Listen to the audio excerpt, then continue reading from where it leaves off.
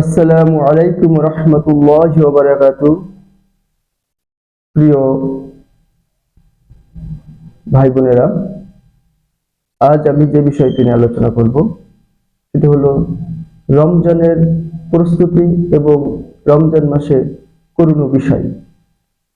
আমরা এই রমজানকে কিভাবে সুন্দর এবং সফলমণ্ডিত করব সে বিষয়ে আলোচনা করব ইনশাআল্লাহ। আল্লাহ তাআলা পবিত্র কোরআনে এই রমজানের গুরুত্ব সম্পর্কে বলেছেন, হে ইমানদারগণ, তোমাদের উপর সিয়াম ফরজ করা হয়েছে যেভাবে ফরজ করা হয়েছিল তোমাদের পূর্ববর্তীদের উপর, যাতে তোমরা তাকওয়া অবলম্বন করো। সূরা আল বাকারা আয়াত 183। পবিত্র কোরআনে আল্লাহ তাআলা আমাদের রোজা রাখা বা সিয়াম রাখার জন্য তাগিদ দিয়েছেন এবং এটা বিধানকে ফরজ করেছে। রাসূল পাক সাল্লাল্লাহু আলাইহি ওয়াসাল্লাম বলেছেন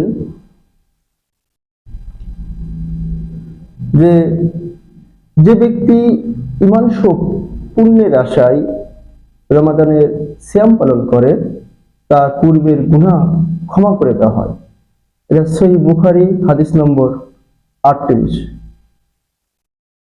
কুরআন এবং হাদিস দ্বারা রমজানের রোজার বা সিয়াম রাখার গুরুত্ব সম্পর্কে বলা হলো। শুধু রোজা সিয়াম সেহরি করার পরে সূর্য অস্ত ইফতার পর্যন্ত না খেয়ে থাকার নাম না।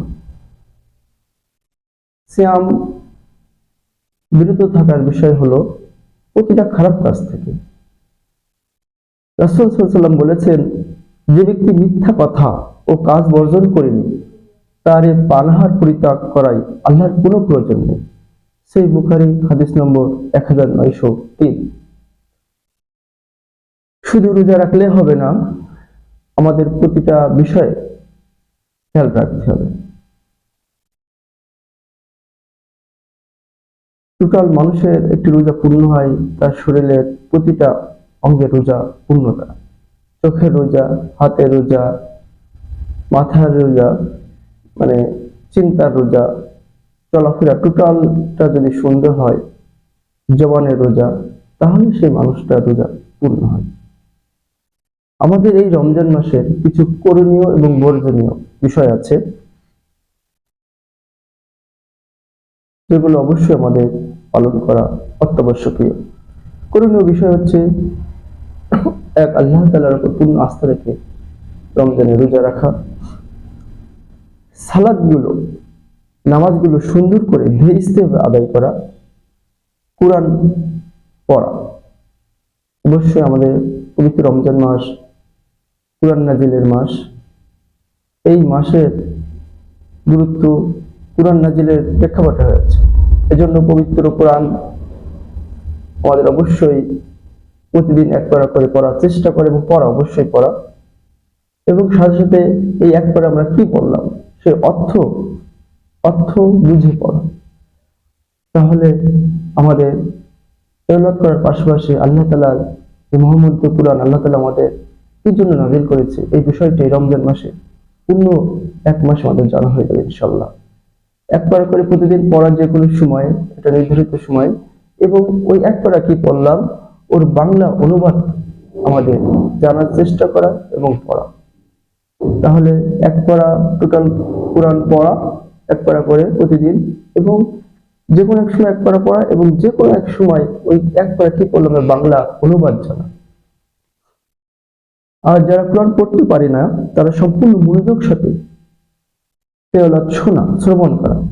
যে পড়বে তার কাছে শোনা, অথবা অডিও বিভিন্ন মাধ্যমে, ইনস্ট্রুমেন্টের মাধ্যমে আমরা কোরআন তেলাওয়াত শোনা এবং এর অর্থ জানা ইনশাআল্লাহ। প্রত্যেক ভালো কাজ আল্লাহর সন্তুষ্ট অর্জন করা। রমজানে একটা ভালো কাজ করলে 70 গুণ নেকি বৃদ্ধি পায়। গোপনে দান করা, নিকট আত্মীয়দের জন্য ব্যয় করা, অভাবীদের জন্য, দুস্থ গরিবদের জন্য ব্যয় করা, আপনার সিয়ামকে অর্থবহ করার চেষ্টা করা।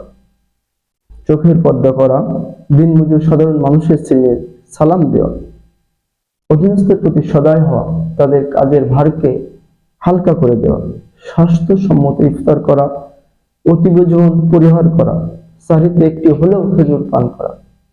সাহরি করা অবশ্যই দরকার। ভোর রাতে আল্লাহর নিকট দোয়া করা এবং ভোর রাতে যখন ওঠা হয় অবশ্যই একটা মৌকুব সময়, একটি উপযুক্ত সময় রমজান মাস তাহাজ্জুদে বন্দেগী শুরু করা। ভোর রাত্রে আধা ঘন্টা আগে উঠে, সেহরির আধা ঘন্টা আগে উঠে বা 1 ঘন্টা আগে উঠে যদি আমরা তাহাজ্জুদ পড়ি এবং এটাকে যদি অভ্যস্ত করি, ইনশাআল্লাহ এই বড় নিয়ামত আল্লাহ তাআলা দান করিবেন। এবং কিছু বিষয় অবশ্যই আমাদের বর্জন করতে হবে। অর্থহীন অহেতুক কাজ পরিহার করা, যেগুলো আমার জন্য অতীব জরুরি নয় বা যেটা আমার না করলেও নয়, এমন অপ্রয়োজনীয় কাজ পরিত্যাগ করা রমজান মাসের জন্য। কারণ বেশি বেশি ইবাদত করার জন্য কিছু অহেতুক অপ্রয়োজনীয় কাজ পরিত্যাগ করতে হবে। বিভিন্ন মুভি, নাটক, সিনেমা এগুলো ইউটিউব থেকে বা বিভিন্ন মাধ্যম থেকে না দেখা, মিউজিক না শোনা, পরিপূর্ণ পরিহার করা। এর পরিবর্তে কোরআন বেশি করে শোনা, হাদিস কোরআনের উপর রিসার্চ করা এবং তার জ্ঞান বৃদ্ধি করা। আড্ডা বা দলবদ্ধভাবে গুজব, গল্প গুজব, গীবত না করা। টাইম কিলার ইউটিউব বা সামাজিক মাধ্যমের সময় যত সম্ভব কম দেওয়া, আর যখনই দেওয়া হবে তখন ইসলামী কন্টেন্ট দেখা এবং জ্ঞান অর্জনের সাপেক্ষে দেখা, প্রয়োজনীয় বিষয় দেখা, জ্ঞান বৃদ্ধির জন্য দেখা। তাছাড়া অপ্রয়োজনীয় কোনো সামাজিক মাধ্যম ব্যবহার না করা। হারাম উপার্জন সম্পূর্ণ পরিত্যাগ করা, হালাল উপার্জন চেষ্টা করা এবং সম্পূর্ণভাবে হারামকে পরিহার করা। কারোর সাথে অপ্রয়োজনীয় তর্ক না জড়ানো। আপনি যদি সঠিক হওয়া সত্ত্বেও আপনার পরিবার, পরিজন, আত্মীয় স্বজন বা আপনার বন্ধু বান্ধব কোনো বিষয়ে তর্ক করে, সেটাকে অবশ্যই রমজান উপলক্ষে সেটা পরিত্যাগ করা। ঝগড়া পরিহার করা, মিথ্যা পরিহার করা এবং যে কোনো পাপ কাজ পরিহার করা। কারোর পিছনে সমালোচনা না করা, কারোর প্রতি রুয়া আচরণ বা খারাপ আচরণ না করা, কারোর প্রতি হিংসা বা শত্রুতা লালন না করা, কারোর কাছে অবৈধ কোনো সুবিধা নেওয়া এবং কাউকে না দেওয়ার চেষ্টা করা এবং এটা থেকে পরিহার করা, সম্পূর্ণ পরিহার করা। কারো মনে কষ্ট না দেওয়া, সাহরি ইফতার এবং প্রয়োজনীয় বিষয়গুলো সুন্দরভাবে গুছানোভাবে করা। তাহলে রমজানের বিষয়টা, রমজান মাসটাকে সুন্দর এবং সফল করতে গেলে আমাদের এগুলো আমলে আনা এবং চেষ্টা করা। রোজা শুধু খাবার থেকে বিরত থাকার নাম না, রোজা হচ্ছে আত্মার পরিশুদ্ধ করা একটা সুন্দর সময়। হচ্ছে রমজান মাস আত্মাকে কলুষিত, আত্মাকে পরিশুদ্ধ করার একটা সুন্দর মাধ্যম হচ্ছে রমজান মাস। এবং আল্লাহ তাআলা রমজান মাস যাতে কোরআন নাজিল করা হয়েছে এবং মানুষের হৃদায়ত স্বরূপ এবং হৃদায়তের সুস্পষ্ট নির্দেশ এবং সত্য মিথ্যার পাত্রকারী হিসেবে এই রমজানকে আল্লাহ তাআলা প্রেরণ করেছেন।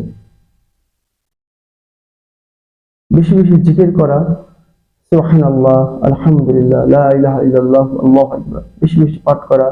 আল্লাহুম্মা আযিমনি মিনান নার, এটা বেশি বেশি করে পড়া, বেশি বেশি দুরূদ পড়া, ইস্তিগফার পড়া, আস্তাগফিরুল্লাহ ওয়া আতুবু ইলাইহি বেশি বেশি পাঠ করা এবং আল্লাহর কাছে ক্ষমা চাওয়া, জাহান্নাম থেকে মুক্তি চাওয়া এবং জান্নাতে পাওয়ার জন্য চেষ্টা করা এবং আল্লাহর কাছে দোয়া করা এবং সূরা ইখলাস বেশি বেশি পাঠ করা। কারণ সহিহ হাদিস দ্বারা 3 বার সূরা ইখলাস পাঠ করলে 1 খতম কোরআনের সওয়াব হবে।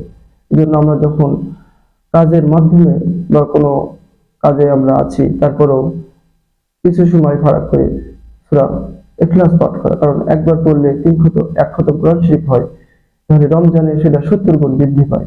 এজন্য বেশি বেশি সূরা ইখলাস পাঠ করা। প্রিয় ভাই বোনেরা, প্রিয় দিনী ভাই বোনেরা এবং কলিজার ভাই বোনেরা এবং আমার শুভাকাঙ্ক্ষীরা, আমি যে বিষয়টুকু বললাম, সর্বপ্রথম আল্লাহ তাআলা আমাকে মানার এবং সাথে সাথে আপনাদেরকে এটা পালন করার চেষ্টা করা তৌফিক দান করুন। আমিন। জাযাকাল্লাহ।